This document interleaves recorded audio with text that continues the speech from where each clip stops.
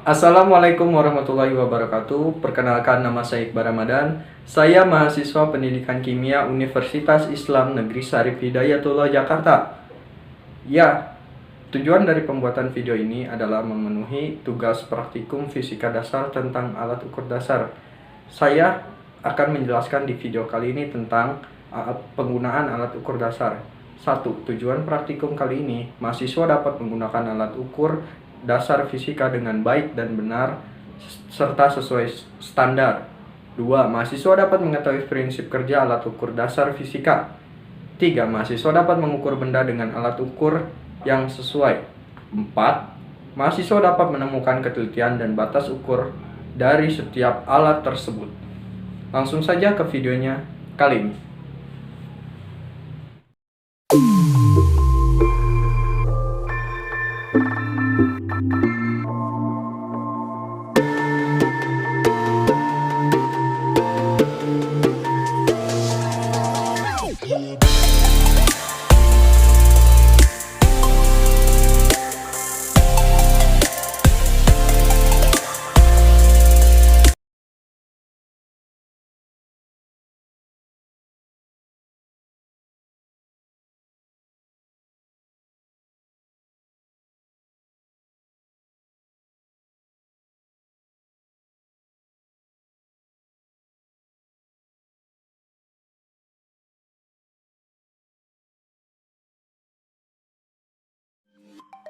Alat yang pertama adalah mistar.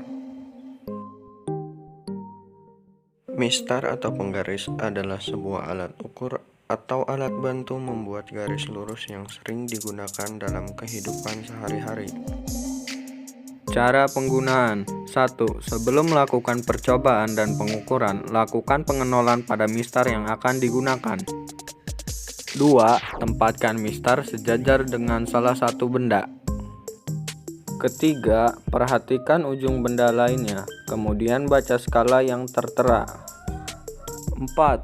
Ketika membaca skala, posisi badan dan posisi mata harus tegak lurus dengan skala. Percobaan pertama, mengukur diameter uang logam 500 dengan mistar.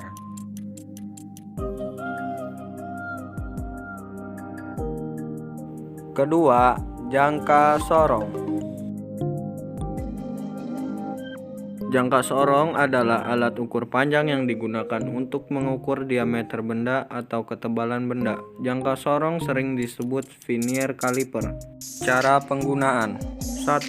Tutup rapat rahang tetap dan rahang geser agar kedudukan skala benda di nol. 2. Letakkan benda di antara rahang tetap bawah dan rahang geser bawah.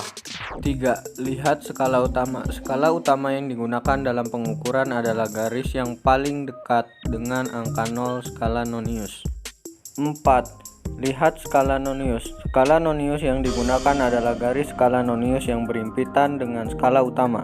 5. Baca dan jumlahkan skala utama dan skala Nonius. Percobaan kedua, mengukur panjang dan diameter tutup botol serta kedalaman botol mineral menggunakan jangka sorong. Ketiga, mikrometer skrup. Mikrometer skrup adalah alat ukur panjang yang digunakan untuk mengukur ketebalan benda yang kecil ataupun tipis. Cara penggunaan: 1. Pastikan pengunci dalam keadaan terbuka. 2. Bukalah rahang dengan memutar ke kiri pada skala putar. 3. Masukkan benda yang akan diukur. 4. Putarlah pengunci hingga skala putar stuck. 5. Keluarkan benda dan baca skala hasil pengukuran. Percobaan ketiga, ukur diameter dan ketebalan uang logam menggunakan mikrometer skrup. Neraca 4 lengan dan neraca digital. Neraca adalah alat ukur yang digunakan untuk menimbang suatu benda dan mengukur massa suatu benda. Cara penggunaan neraca digital: 1. Pastikan neraca sudah menyala. 2. Tekan tombol enter untuk pengenolan. 3. Letakkan benda pada tempat beban. 4. Lakukan pembacaan skala. Cara penggunaan neraca 4 lengan: 1. Pastikan neraca berfungsi dengan baik. 2. Lakukan pengenolan. 3. Letakkan benda di tempat beban. 4. Geser pemberat sampai seimbang. 5. Baca skala yang tertera pada neraca. Percobaan 4 dan 5. Menimbang 5 buah uang logam Rp1.000 menggunakan neraca digital dan 4 lengan. Multimeter digital. Multimeter adalah alat ukur yang digunakan untuk mengukur tegangan AC dan DC, mengukur tahanan ohm, mengukur nilai kapasitansi kapasitor atau farad, dan memeriksa keadaan suatu komponen masih baik atau tidak. Cara penggunaan. 1. Atur skrup ke angka 0. 2. Atur saklar pemilih pada posisi skala tegangan yang akan diukur. Ambil batasan tegangan yang paling besar. 3. Pasangkan multimeter pada komponen yang akan diukur. 4. Baca hasil pengukuran pada display multimeter.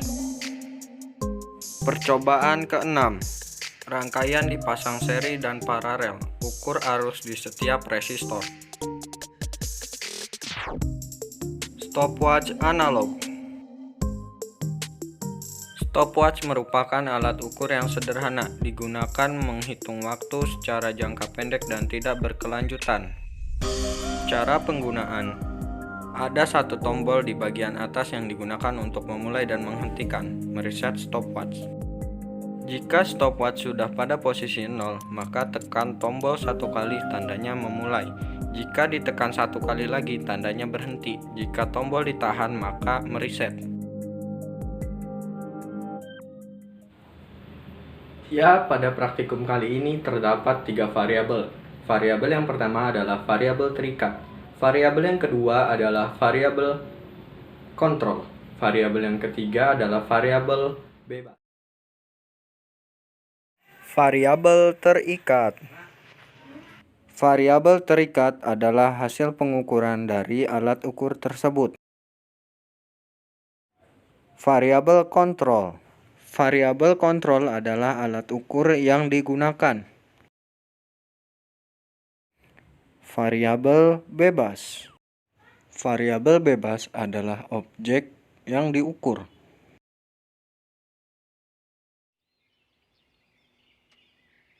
Hipotesis praktikum kali ini.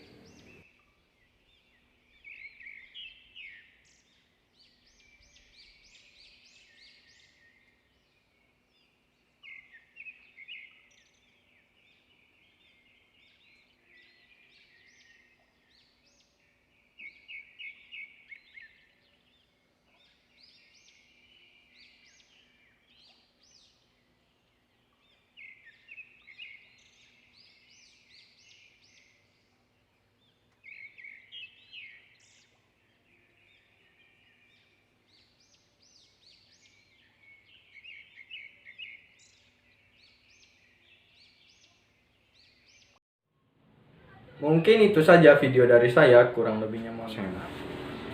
Terima kasih telah menonton video ini. Sebelumnya saya meminta maaf apabila ada kesalahan dalam pembuatan video ini.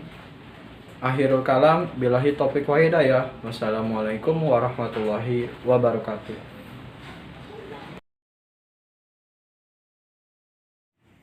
Jangan lupa klik tombol